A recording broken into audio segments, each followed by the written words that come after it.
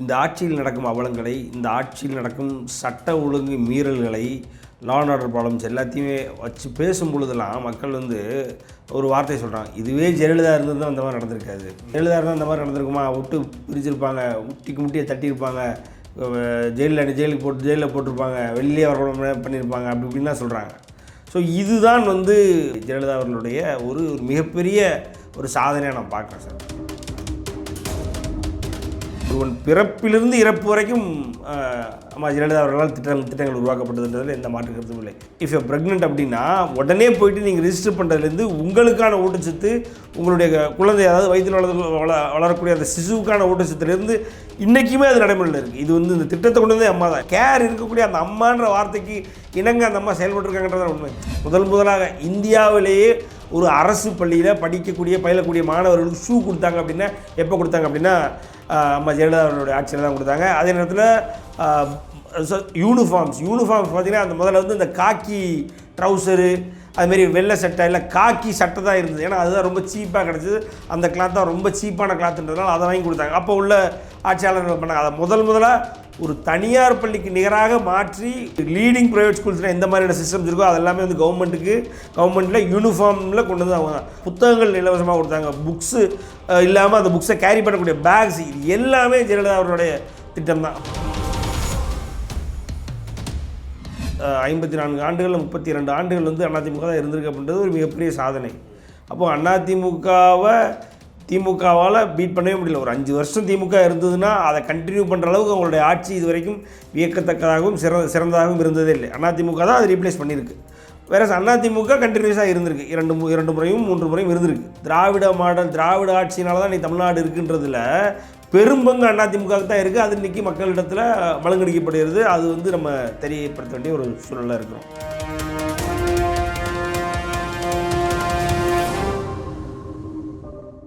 Sir வணக்கம். Sir வணக்கம் sir. முன்னாள் முதலமைச்சர், தமிழகத்தில் இருக்கக்கூடிய முக்கியமான ஆளுமை வாய்ந்த அந்த அரசியல்வாதியில் ஒருத்தவங்களாம் இருந்தவங்க, நம்ம தமிழக மக்களால் ஒரு பெண் தெய்வமாகவே பெண்களால் போற்றப்பட்டவங்க ஜெயலலிதா அவர்களோட அந்த மறைவு நாள் இன்றைக்கி. ஸோ இதை எப்படி நீங்கள் பார்க்குறீங்க? அவங்க தமிழகத்துக்கு செஞ்சுட்டு போன அந்த திட்டங்கள் ஏகமானது இருக்குது. இதில் முதன்மையாக நீங்கள் நினைக்கிற திட்டங்கள் என்னவா இருக்குது? திட்டங்கள் ஆரம்பிக்கிறதுக்கு முன்னாடி ஏன்னா திட்டங்கள் நம்ம சொல்லிக்கிட்டே போகலாம் சார். என்னென்னா நான் 2 விஷயத்தை கிளாரிஃபை பண்ண நினைக்கிறேன்.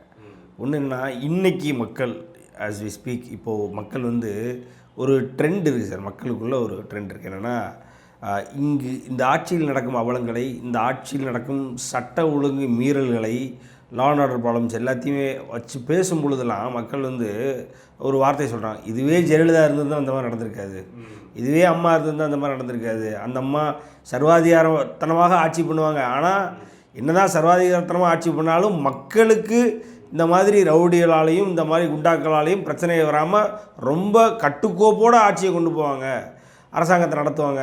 ஜெயலலிதா இருந்தால் இந்த மாதிரி நடந்திருக்குமா, விட்டு பிரிச்சிருப்பாங்க, முட்டியை தட்டியிருப்பாங்க, ஜெயிலில் போட்டிருப்பாங்க, வெளியே வர பண்ணியிருப்பாங்க, அப்படி இப்படின்லாம் சொல்கிறாங்க. ஸோ இதுதான் ஜெயலலிதா அவர்களுடைய ஒரு மிகப்பெரிய ஒரு சாதனையாக நான் பார்க்குறேன் சார். ரெண்டாவது 1967 திராவிட கட்சிகள் உள்ள ஒரு திமுக உள்ள ஒரு குறிப்பாக அதிலிருந்து பார்த்திங்க அப்படின்னா தமிழ்நாட்டினுடைய வளர்ச்சி மிகப்பெரிய வளர்ச்சி, இந்தியாவினுடைய முன்னோடி மாநிலமாக தமிழ்நாடு ஒரு திகழ்கிறதுன்றதில் எந்த மாற்று கருத்தும் இல்லை. ஆனால் இது எல்லாத்துக்குமே திமுக மட்டுமே கிரெடிட் எடுத்துக்கும். நீங்கள் பார்த்திங்க அப்படின்னா திமுக தான் திராவிட ஆட்சி வந்ததுனால தான் திராவிட ஆட்சி அப்படின்னு சொல்லி திமுக கிரெடிட் எடுக்கிறதுலே வேலையாக இருக்கும். நீங்கள் அதிமுக ஏறக்குறைய உருவகம் செய்ததுலேருந்து அதிமுக நிறுவனமானதுலேருந்து 54 ஆண்டுகள் 32 ஆண்டுகள் அதிமுக தான் இருந்திருக்கு அப்படின்றது ஒரு மிகப்பெரிய சாதனை.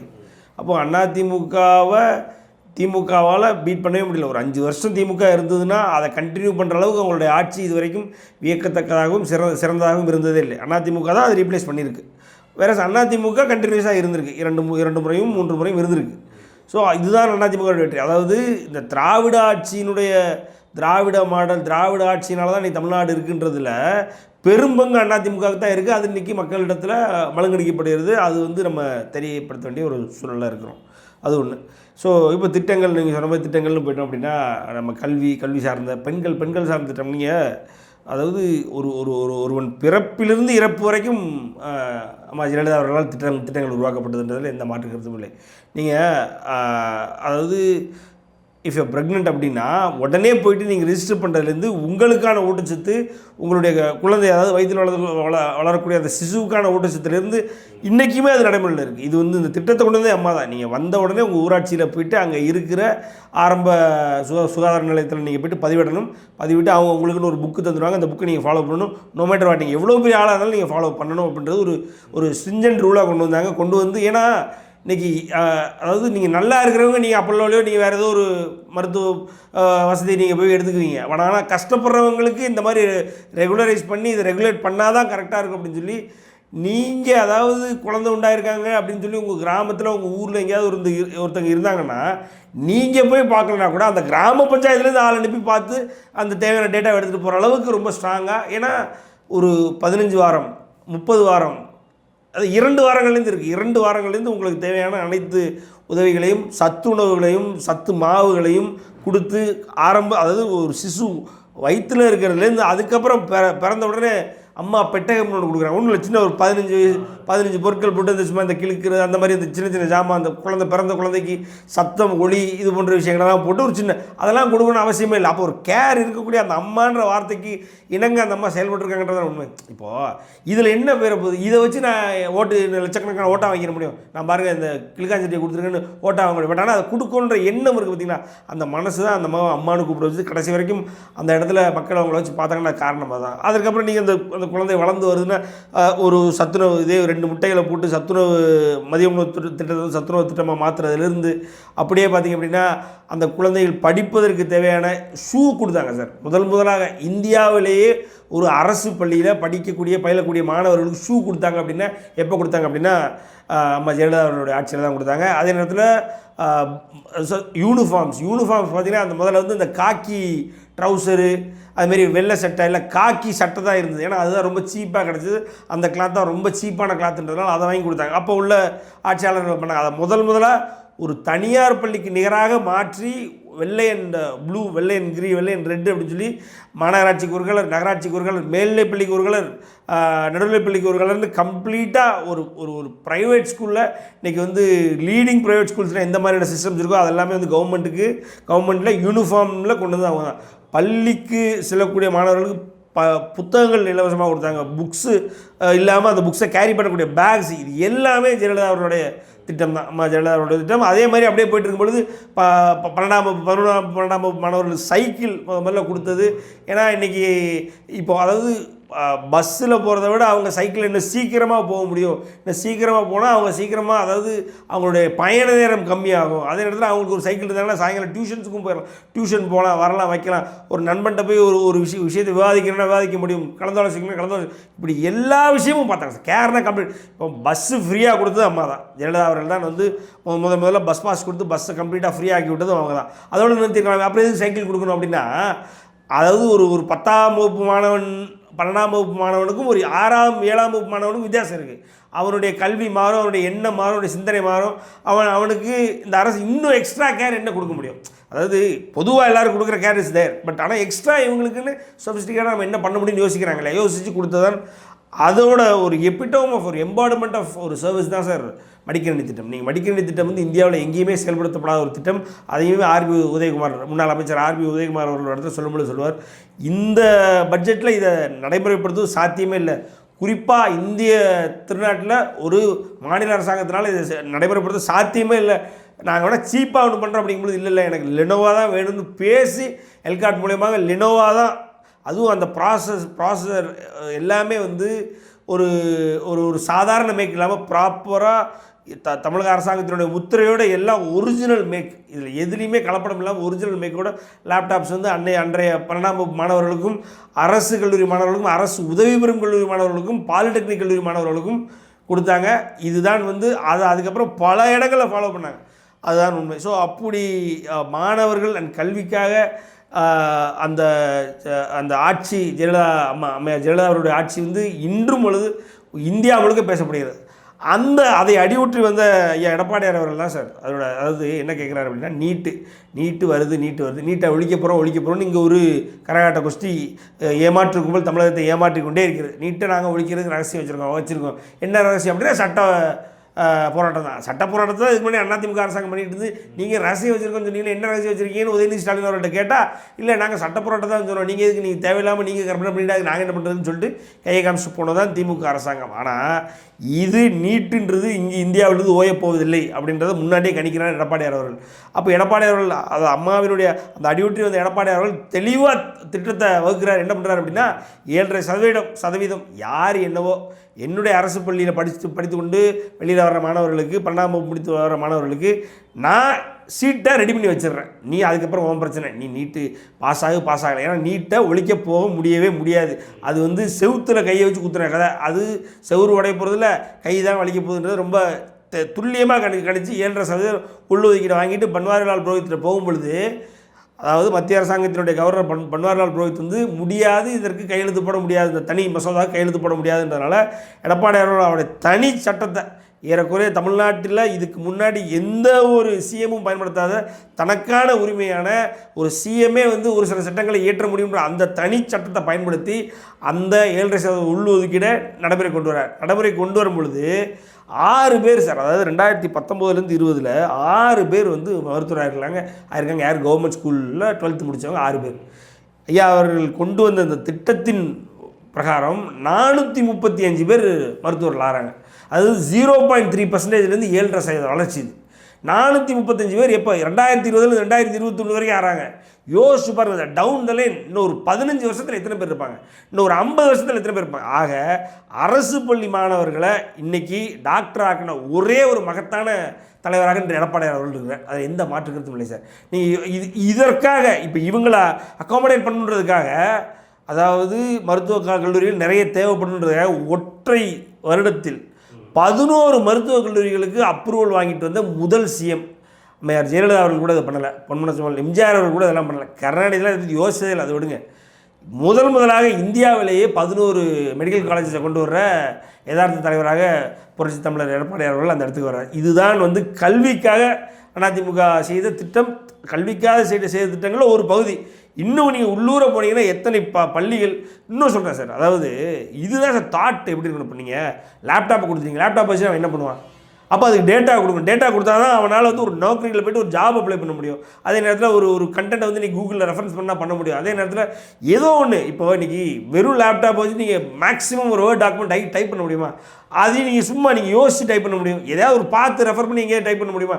So you need to have access to internet ரொம்ப கிளியராக இருக்குது. அப்போது இந்த கொரோனா காலகட்டத்தில் அதுவும் பார்த்திங்க அப்படின்னா அதோட ஒரு எக்ஸ்ட்ரீமுக்கு போகுது. எப்படின்னா இன்றைக்கி ஆன்லைனில் தான் நீங்கள் கல்வியை பயிலுன்ற ஒரு திட்டம் ஒரு ஒரு சங்கடம் ஒரு சூழல் உருவாகுது. அதை கணித்த எடப்பாடியார் அவர்கள் அப்போவே ஒரு மாணவனுக்கு, அதாவது சார் நான் சொல்கிறது இன்றைக்கி நம்ம ஒரு 1 GB 2 GB 3 GBன்றது வச்சுருக்கோம். எல்லோரும் டெய்லி டேட்டா யூஸ் பண்ணுறோம். 300-400 நமக்கு ஆகுது. ஒரு மாணவனுக்கு ஒரு நாளைக்கு 2 GB கொடுக்குறேன் சார். ஒரு நாளைக்கு 2 GBனா நீங்கள் இன்றைக்கி கிட்டத்தட்ட 400 ரூபாய்க்கு நம்ம போட்டு வாங்குகிற ஜிபியினுடைய நம்மளுடைய டேட்டா பேக்கு. அப்போ அதை கொடுக்குறார் எடப்பாடியார் அவர்கள். அது இல்லாமல் அரசுலேயே பார்த்திங்க அப்படின்னா நீங்கள் ஆன்லைனில் சொல்லித்தரதுக்காக அரசுலேருந்து டிவி வருது, கல்வி டிவின்னு சொல்லி வருது.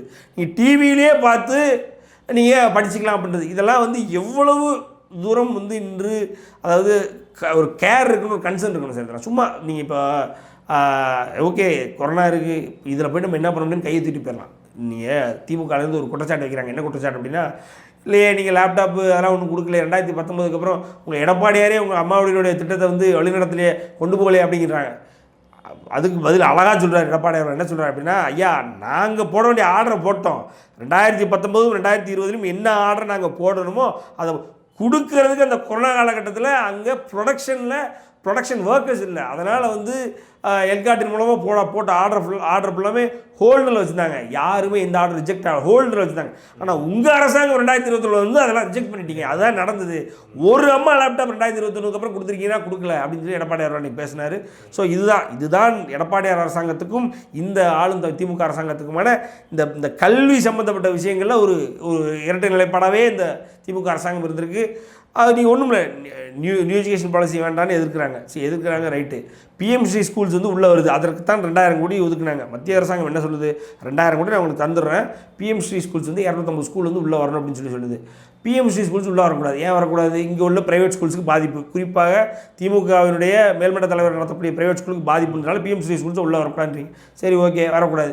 அப்போ 2000 கோடி கிடையாது. அது எப்படி 2000 கோடி நீங்கள் கொடுக்காம இருக்கலாம்? கொடுங்க. இது எப்படி 2000 கோடி நாங்கள் எதுக்கு தரோம்? பிஎம்சி ஸ்கூல்ஸ்க்காக தான் தரோம், மத்திய அரசாங்கம் சொல்லுது. நாங்கள் எங்களுக்கு பிஎம்சி ஸ்கூல் வேண்டாம், நான் 2000 கோடி வேணும். இதை கொடுக்க மாட்டோம் அப்படின்றதுக்காக 2000 கோடி கொடுக்காம எங்களை மத்திய அரசு அஞ்சுக்குதுன்னு ஒரு ஏமாற்றிக்கிட்டு சுற்றிக்கிட்டு இவங்க கைப்பாவையாக இருக்கின்ற ஊடகங்களையும் ஊடகவியலாளர்களையும் சொல்ல வச்சுக்கிட்டு இப்படி சுற்றிக்கிட்டு இருக்காங்க. இதுதான் இரட்டை நாடகம். ஸோ கல்விக்காக செய்த திட்டங்கள். அடுத்தது உணவுன்னு எடுத்துக்கிட்டிங்கன்னா முதலாக அதே மாதிரி இந்தியாவில் ஒரு ரேஷன் அட்டைக்கு 20 கிலோ அரிசி அதை கொடுத்ததும் இந்த அதிமுகவினுடைய அம்மாவருடைய அரசாங்கம் தான். 2001 இந்த திட்டத்தை ப்ரொபோஸ் பண்ணாங்க. 2011 தான் அவரால் கொண்டு வர முடிஞ்சது. ஏறக்குறைய 20 கிலோ ஒரு அரிசி. நீங்கள் 20 கிலோன்றது ஹார்ட்லி ஒரு மாதத்துக்கு 10லேருந்து 15 பேர் சாப்பிடலாம் சார். 3 குடும்பத்துக்கான அரிசியை ஒரு குடும்பத்துக்கு கொடுத்தாங்க. இதை விட கேர் எடுத்துக்கிற ஒரு கன்சர்ன் எடுத்துக்கிற ஒரு அரசாங்கம் வேணால் இருக்காது. அதுக்கப்புறம் பார்த்திங்க அப்படின்னா நீங்கள் அம்மா உணவகம் இன்றைக்கி குஜராத் மாடல் அப்படிம்பாங்க. அந்த குஜராத்தை பார்த்து தான் இன்றைக்கி இந்தியாவில் உள்ள ஒவ்வொரு ஸ்டேட்ஸும் வந்து வளர்ந்துருக்கு அப்படின்னு சொல்லி ஒரு காலத்தில் 2014 கிளைம் பண்ணாங்க. அந்த குஜராத்தும் டெல்லியும், அதாவது சிட்டியிலே வந்து ஹையஸ்ட் க்ரோத் ரேட் இருந்த சிட்டி வந்து டெல்லி. அந்த டெல்லியும் குஜராத்தும் ஃபாலோ பண்ண ஆரம்பிச்சாங்க அம்மா உணவகத்தை. இன்றைக்கி கிட்டத்தட்ட 2.5 கோடி சப்பாத்திகள் அம்மாவினுடைய அரசாங்கத்திலும் எடப்பாடி அரசாங்கத்திலும் 2.5 கோடி சப்பாத்திகள் விநியோகம் பண்ணப்பட்டிருக்கிறது. 6.5 கோடி இட்லிகள் பண்ணப்பட்டிருக்கிறது. இப்படி அரிசி, அதாவது அரிசி மத்தியானம் தயிர் சாதம், இது மட்டுமே கிட்டத்தட்ட பார்த்திங்கன்னா 2800 டன்னு, அது வருடக்கணக்கில் பண்ணியிருக்கு. இது சென்னையில் பார்த்திங்கன்னா சென்னையிலே கிட்டத்தட்ட 500 அம்மா உணவகங்கள் இருக்குது சார். அதில் நீங்கள் அதில் இன்னொரு ஆஸ்பெக்டை பார்த்தீங்கன்னா 3000க்கும் மேற்பட்ட குடும்ப பெண்கள் அதில் வேலை பார்க்குறாங்க. இது அவங்களுக்கு வந்து ஒரு அவங்க சுயமாகவே ஒரு வேலைவாய்ப்பை கிரியேட் பண்ண மாதிரி. அம்மாவினுடைய பிறந்தநாளில் என்னுடைய நினைவு சரியாக 2013 இதே February 24 அம்மாவுடைய பிறந்தநாள் அப்போ அந்த திட்டம் வந்தது. அந்த திட்டம் அம்மா உணவுன்றது அதில் பயனடையாத ஒரு பேட்சில் சென்னையில் இருக்க மாட்டேன் சார். உங்களுக்கும் தெரியும், எனக்கும் தெரியும் சார். அப்போ அந்த திட்டம் அந்த மாதிரி ஒரு ஒர்த்தான திட்டம் திமுக இந்த அம்மா உணவு மாதிரி, அதாவது அனைவருக்கும் இலவசத்துக்கு நிகரான சாப்பாடை போட்ட மாதிரி, சாப்பாடை போட்டு வயிறார வெளியில் அனுப்பிச்ச மாதிரி ஒரு திட்டம் மனசார திமுகவுடைய திட்டம் இருக்குன்னு சொல்லுங்கள். நம்ம அதிமுக பற்றி பேசுகிறதே நிறுத்திடலாம். இதனால தான் நம்ம அதிமுகவையும் அதிமுகவுடைய திட்டங்களை பற்றி அதிகமாக பேசுகிறோமே. அதே மாதிரி சிறுபான்மையினருக்கு நாங்கள் தான், எங்களை விட்டால் முஸ்லீம்களை இங்கே பாதுகாக்க ஆளே இல்லை அப்படின்னு முஸ்லீம்களை சுரண்டி பிழைக்கும் திமுக. ஏன் அந்த வார்த்தையை நான் சொல்கிறேன்னா, ஐயா கலைஞராக இருக்கட்டும், ஐயா ஸ்டாலினாக இருக்கட்டும், இன்று வந்திருக்கும் உதயநிதி ஸ்டாலின் அவர்களாக இருக்கட்டும், அவங்க தொகுதியிலே பார்த்திங்கன்னா அந்த சேப்பாக்கம் ட்ரிப்ளிகேனு அதே மாதிரி 1000 ஹெட்ஸ் தான். ஏன்னா இங்கு தான் வந்து செதறாமல் ஓட்டு விடும். இங்கு வந்து செதறாமல் ஓட்டு வாங்கணும்னா இங்கு நமக்கு முஸ்லீம்களுக்கு நம்ம தான் ஆபத் பாந்தவன்ற மாதிரி ஒரு போலி பிம்பத்தை உருவாக்கி அவங்க மூலியமாக ஓட்டு வாங்கி வந்தது தான் சேப்பாக்கத்தில் ஐயா கருணாநிதி அவர்களாக இருக்கட்டும், 1000 விளக்கு தொகுதியினுடைய ஸ்டாலினாக இருக்கட்டும், இன்று அதே தொகுதியில் இருக்கக்கூடிய உதயநிதியாக இருக்கட்டும். அப்படி இவங்க என்ன சொன்னாங்க, 2021 இஸ்லாமிய கைதிகளை ரொம்ப வருஷமாக உள்ளே இருக்கிறவங்களை எல்லாத்தையும் விடுவிப்போன்னு சொன்னாங்க. விடுவிச்சாங்களா? விடுவிக்கல சார். தமிழ்நாட்டில் நீங்களும் நானும் சேர்ந்து ஒரு முருகர் படத்தை கொண்டு போய் வச்சு மெரினா பீச்சில் நின்று சாமி கும்பிடலாம் சார். ஒரு விநாயகர் சிலையை கரைக்கலாம். ஆனால் ஒரு 4 இஸ்லாமிய சொந்தங்கள் வந்து சேர்ந்து உட்காந்து துவா பண்ண முடியாது. அப்படிப்பட்ட ஒரு சூழலை தான் இந்த ஸ்டாலின் அரசாங்கத்தில் இஸ்லாமியர்கள் நடத்தப்படுகிறார்கள். ஆனால் அந்த இஸ்லாமியர்களை பயன்படுத்துறது இந்த ஸ்டாலின் அரசாங்கம்ன்றது யாரும் மறுக்கிறதுக்கு இல்லை. அப்படிப்பட்ட இஸ்லாமியர்களோட நோன்பு கஞ்சிக்கு ஏறக்குறைய அந்த நோன்பு கஞ்சியை ஃப்ரீயாக கொடுக்குறோம் அப்படின்னு 20 டன் நோன்பு கஞ்சி அந்த ரமலான் நோன்பு மாதத்தில் வந்து அந்த இஸ்லாமிய சொந்தங்களுக்கு கொடுக்கப்பட்டது. ஒன்றும் அரிசியை கஞ்சியாக்கி அரசாங்கமே விநியோகம் பண்ணுச்சு. ஏன்னா எல்லா இஸ்லாமியர்களாலும் அதையும் அஃபோர்ட் பண்ண முடியாது. அதை அஃபோர்ட் பண்ண முடிஞ்சாலும் கூட அந்த செலவு அவங்களுக்கு எதுக்கு? அதுதானே சார் ஒரு இப்போ சமூக நல்லிணக்கம், மத நல்லிணக்கம்னு என்னது? மதத்துக்கு ஒரு விழா வருது, நான் எடுத்து செய்கிறேன், அவ்வளவு தானே. அது ஒரு அரசாங்கமே எடுத்து செய்யணும். அதுவும் அதிமுக அரசாங்கம் அந்த திட்டத்தை கொண்டு வரும் பொழுது அம்மா மேலே உண்மையிலே அப்போ கன்சர்ன் இருந்தது சார். அது அப்படியே இந்த பிஜேபி கூட அதிமுக போகுதுன்ற ஒரு போலி பிம்பத்தை கட்டமைச்சு அப்படியே உடச்சி கொண்டு போயிட்டாங்க சார். அன்றைக்கி கூட வேடச்சந்திரனுடைய முன்னாள் எம்எல்ஏ பரமசிவன் அவர்கள் பேசும்பொழுது சொன்னார், ஒரு பிரியாணி வர்றது குறைஞ்சி போச்சுன்றது. நீங்கள் இது ஒரு சின்ன உதாரணம் தான், ஒரு என்ன சொல்கிறது, ஒரு நிகழ்ந்து தான் வைங்களேன். பட் ஆனால் ஒரு பிரியாணி வர்றது குறைஞ்சி போச்சு. ஒரு வாழ்த்து தெரிவிக்க மாட்டேறான், என்னுடைய மாமா மச்சான், மாமான்னு நான் கூப்பிடுமே ஒரு இஸ்லாமிய.